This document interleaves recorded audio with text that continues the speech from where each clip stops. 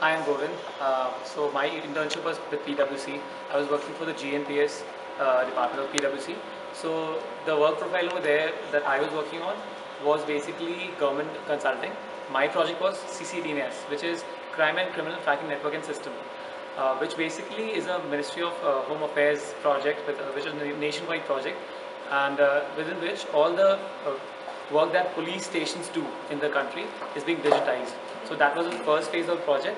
The second phase of the project was that every state in the country was allowed to hire its own consultant and then add layers of services specific to those states. For example, like Haryana wanted to have their own women police stations, and they wanted to add GPS-based 911 type PCR services. So my project was basically focused on that. So talking about the work culture and the working environment, although we are interns that are going to PwC, but then PwC puts us on the projects which are live projects, live government projects, and then we work over there as a consultant for 6 months. So the difference in any other SIP or different kind of project and this is that it is like a complete full-time job. So there you're expected to learn very quickly on the job, and the expectation is that you'll pick up things very quickly as soon as you enter the profile itself. And there's a lot of interaction that happens with the IAS officers.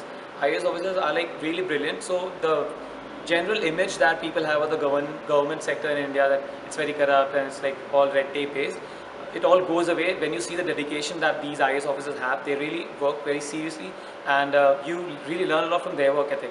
Apart from that, the peers that you have the PwC peers that we have on the project are really amazing. They have like extensive experience in all aspects of consulting work that you do over there. So that is also a very good learning experience as a whole. So the PwC recruitment process starts with the GD. The GD is basically mostly related to the government specific topic. My topic was should FDI be banned or should be promoted.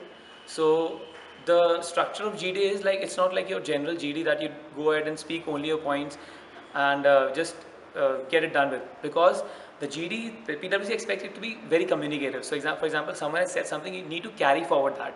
For example, if someone has said, you need to acknowledge that, then carry forward.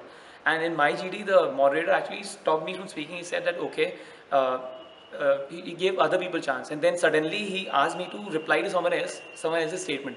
So you need to be listening to everyone's points. Even if you find those points not correct or incorrect, don't panic or don't quickly point out that it's incorrect. Be patient. When you get your chance, or when he asks you to reply, say patiently that I beg to differ, that I have a different view on this, and then put your point forward. And the basic advice would be, you should be very proficient with at least the basics of GST, the drawbacks of VAT, the drawbacks of early system, and what FDI would bring in, what FDI would add to the progress of the nation. So basically, you should be reading up articles. And a good advice that I would give is that if you look at any GST article in Economic Times, there will be reference articles also. So you just read all the references, you'll get an understanding of GST, because GST has not been formalized yet, but you get to understand what GST is on the whole.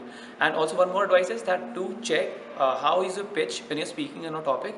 Just basically open your phone sound recorder, record where you're speaking anything, listen to it later and critically analyze it. Then you'll be able to improvise on how you're speaking.